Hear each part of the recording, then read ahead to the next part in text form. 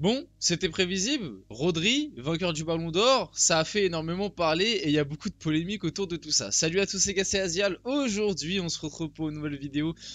On va revenir un petit peu sur l'actu autour du Ballon d'Or. Il y a beaucoup de choses à dire, les mecs. Il y a vraiment, il y a des tonnes de choses qui sortent et je pense que le Ballon d'Or, c'est un sujet qui va un petit peu s'écouler sur la semaine parce que voilà, déjà hier pendant la cérémonie, il y a plein de trucs qui sont sortis pendant la journée. J'ai essayé de vous faire des vidéos un peu express et tout, mais il y a plein de trucs qui sont sortis dont on n'est pas revenu.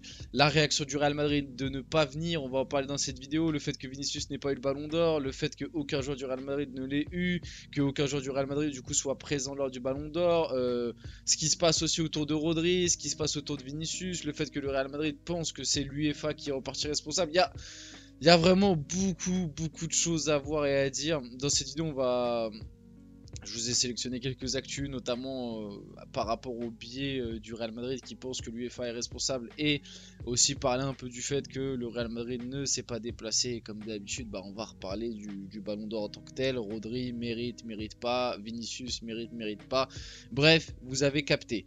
Avant que la vidéo commence, n'hésitez pas à la liker, à commenter, à partager, à vous abonner. Ça fait toujours plaisir et ça aide pour le développement de la chaîne. Et nous, on va pouvoir y aller dès maintenant. Donc commençons par la réaction de Vincent Garcia, du coup le patron de France Football, qui dévoile les coulisses du boycott de la cérémonie du Ballon d'Or par le Real Madrid. Parce que oui, si vous ne l'avez pas vu, mais je pense que tout le monde l'a remarqué, en tout cas si vous avez regardé la cérémonie, je pense que c'était assez voyant que aucun membre du Real Madrid, et pourtant le Real Madrid a gagné des trophées, hein, parce que ça aussi c'est un argument que c'est pas l'argument que moi j'utilise, mais c'est un argument qu'on peut utiliser par rapport au fait que le Real Madrid, eux de leur côté, estiment qu'ils ont été boycottés et que c'est à cause de l'UEFA que Vinicius n'a pas gagné le Ballon d'Or.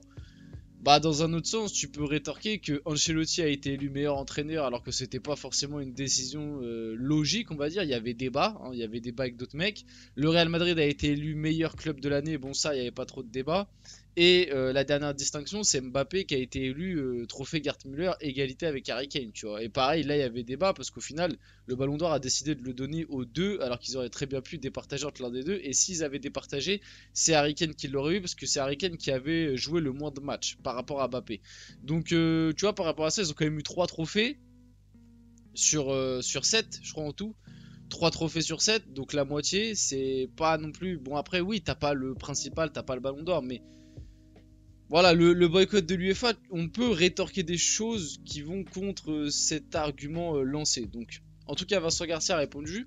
Les clubs des favoris ont tous insisté pour avoir l'information, donc l'information de qui était Ballon d'Or. On a été très clair avec dès le début, cette année, le vainqueur ne serait pas prévenu. Alors ça, pareil, je vois que ça fait débat et polémique parce que certains, notamment côté Real Madrid, côté supporters, nous disent que c'est pas vrai, que le vainqueur était prévenu, que de base c'était Vinicius. Alors là, pareil, c'est à mettre avec des grosses pincettes, les gars, parce qu'encore une fois, on n'a pas de preuves, on n'a pas d'infos, et les gens qui ont relayé ces infos-là, ça reste des gens qui sont pas des journalistes fiables, quoi. C'est même si y a, enfin, on se rend compte que dans le monde du football, en fait, il n'y a pas vraiment de. Enfin, si, il y en a, mais bref, les infos comme ça, c'est très compliqué à savoir si c'est vrai, si c'est faux. Mais en tout cas, il y en a qui t'expliquent que Vinicius était de base prévu Ballon d'Or et que ça a été changé il n'y a pas longtemps. Moi, j'ai du mal à croire à cette version pour la simple et bonne raison que ça me paraît quand même trop compliqué de truquer un vote du Ballon d'Or, sachant que c'est un vote qui est effectué par plus de 100 journalistes à travers le monde qui ne sont même pas forcément tous européens. Tu vois, on en revient au truc de l'UEFA. Ouais, c'est à cause de l'UEFA. Il y a 100 journalistes qui ont voté.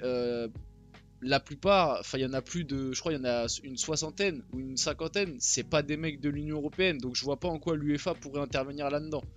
Voilà par rapport à ça. Et en plus, on commence à voir certains votes qui sortent, qui stipulent que, qui montrent que la plupart des votants, des journalistes de l'Europe, donc de l'UEFA, ont voté pour Vinicius.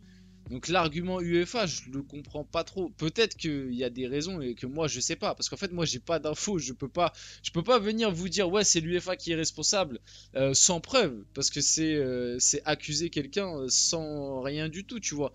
Moi je suis d'accord pour dire que Rodri Ballon d'Or, je ne m'y attendais pas. Que Rodri Ballon d'Or, c'est quand même pas bizarre, mais c'est ouais choquant, inattendu. Moi je l'aurais donné à Vini. Moi, je vous ai toujours dit, et ça fait depuis le mois de juin de l'année dernière que je fais des vidéos là-dessus et que je vous dis, moi, si je peux voter, je mets Vini en 1. Alors qu'à l'époque, il y avait des débats avec Bellingham. Moi, je mettais déjà Vini à cette époque-là. Tu vois, pour moi, le débat Rodri, comme j'ai dit, c'était un débat pour faire chier les Madrilènes de base et pour mettre un peu de suspense. Au final, c'est lui qui le prend. Maintenant, moi, j'ai pas envie de cracher sur Rodri. Parce que Rodri, je trouve que c'est un joueur fantastique. Et c'est là où il y a un peu le problème. Il a ensuite enchaîné. Je croyais que tout le monde l'avait accepté. Et au dernier moment, certains ont paniqué. Certains ont voulu changer la règle du jeu qui était pourtant assez claire. Ce que je peux vous garantir, c'est que personne n'était au courant du côté du Real Madrid et de Manchester City. Ça, pareil. Bah, il y a des infos qui ressortent comme quoi c'est faux parce qu'apparemment c'est Manchester City qui a prévenu le Real Madrid que c'est Rodri qui allait gagner. Donc bon, c'est quand même bizarre. Peut-être qu'ils avaient un sentiment, un ressenti. Peut-être que le Classico n'a pas aidé. Je vois pas ce que le Classico a à faire là-dedans. Mais bon, je ne sais pas. Au moment où le Real a pris sa décision, je ne suis pas sûr qu'ils étaient sûrs à 100% que Vinicius n'avait pas gagné le BO. Là, pareil, ça me paraît bizarre.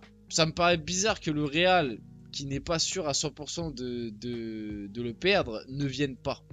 Mais par contre, vite fait aussi par rapport au fait que le Real ne vienne pas, mais je crois que j'ai mis un truc juste après, la réaction est pas très classe quoi. J'en ai vu beaucoup tolérer ça.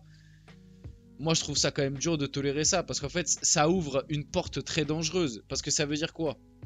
Ça veut dire que maintenant, dès qu'il y aura des débats entre deux joueurs, ou entre trois joueurs, et ben en fait, le joueur qui perd, son équipe ne vient pas à boycott. Tu vois, ça ouvre une porte qui est trop grande. C'est ça le truc. Et puis c'est le Real Madrid, c'est censé être le plus grand club du monde, un club classe. Tu vois, le Real Madrid, on leur a toujours dégagé cette image classe et tout. Après, peut-être que certains sont pas d'accord avec moi et certains estiment que c'est normal de boycotter parce qu'ils trouvent que c'est pas normal que Rodri ait eu le ballon d'or. Mais encore une fois, je le répète, ça n'a rien à voir avec la cérémonie en tant que telle. Les votants, c'est les journalistes. Boycott les journalistes ou fait quelque chose par rapport aux journalistes, mais c'est pas la cérémonie en tant que telle qui.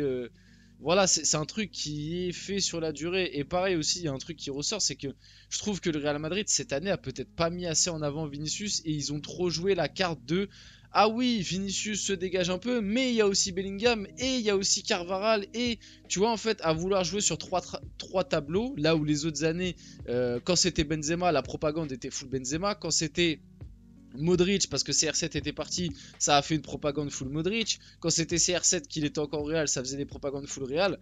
Là, cette année, tu sens qu'ils ont essayé de faire une propagande où ils ont divisé par 3. Et c'est peut-être ça qui a coûté le ballon d'or à Vinicius, parce que du coup, peut-être que les votes se sont divisés par 3 aussi. Donc voilà, j'ai eu une grosse pression du Real Madrid, mais comme d'autres clubs, j'ai toujours été clair et réglo. Peut-être que mon silence et mes réponses ont fait penser au Real Madrid que c'était un aveu, je ne sais pas quoi vous dire. J'ai été désagréablement surpris, mais je n'ai pas envie de passer ma soirée à parler du Real Madrid. On peut enchaîner un petit peu avec la suite. Donc le Real Madrid estime que l'UEFA a refusé de décerner le ballon d'or à Vinicius Junior pour des raisons non footballistiques. Ça, tu vois, c'est pareil. Alors, il y a le truc racisme qui revient. Honnêtement, c'est une possibilité. Moi, je vais pas, parce qu'on le voit très bien que le monde du foot, c'est un monde très pourri par rapport à ça, que ça agit très vite quand il y a des champs autres que le racisme, mais quand c'est le racisme, ça met 50 ans à réagir, alors que c'est pas normal. On rappelle que c'est un délit, hein, parce que certains, ils ont un petit peu le truc facile par rapport à ça, et moi, croyez-moi bien que je vais me battre par rapport à ça. Enfin, en tout cas, bien évidemment que tout ce que soutient Vinicius, on est là. Mais maintenant, c'est pareil, c'est très dur de l'affirmer, quoi. Parce que des ballons d'or noirs, il y en a eu, tu vois, dans l'histoire, et à des moments où le racisme était peut-être plus élevé que maintenant. Quoique maintenant, on se rend compte qu'il commence de moins en moins à se cacher. Mais c'est très compliqué à affirmer quelque chose comme ça, comme le fait juste avant de dire, ouais, c'est l'UEFA qui a fait que. C'est super dur comme accusation, à part si le Real Madrid a des preuves ou a des trucs concrets, tu vois. Parce que, en fait, pour vous expliquer, le Real Madrid pense que l'UEFA n'a pas voulu donner le ballon d'or à Vinicius parce que y a le Real Madrid, enfin Florentino Pérez, qui crée la Super League du coup pour concurrencer l'UEFA. Mais en même temps, les années précédentes, comme je l'avais expliqué dans mes précédentes vidéos, le Real Madrid, sur les 15 derniers ballons d'or, ils en ont pris, en gros, ils ont tout pris sauf ceux où c'est Messi.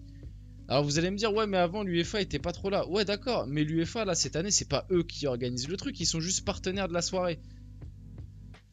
Donc franchement c'est super compliqué à dire par rapport à ça. Le Real Madrid estime que c'est Carvajal qui aurait dû être nommé Ballon d'Or à la place de Vinicius et non pas Rodri. Le club ne s'estime pas respecté par l'UEFA, co-organisateur de la cérémonie. Oui, en vrai, oui, si tu prends le facteur, la cérémonie a voulu valoriser l'euro, Carvajal méritait plus. Mais maintenant, comme j'expliquais un peu plus tôt, peut-être que le Real Madrid, à vouloir jouer sur plusieurs tableaux, a fait que les voix se sont divisées entre Carvajal, Bellingham et Vinicius, et même un peu Kroos. Voilà, on va finir la vidéo là-dessus. J'espère que cette vidéo vous a plu. Si c'est le cas, n'hésitez pas à la liker, commenter, partager et vous abonner. Les gars, c'était Azial. On se retrouve très rapidement pour une prochaine vidéo.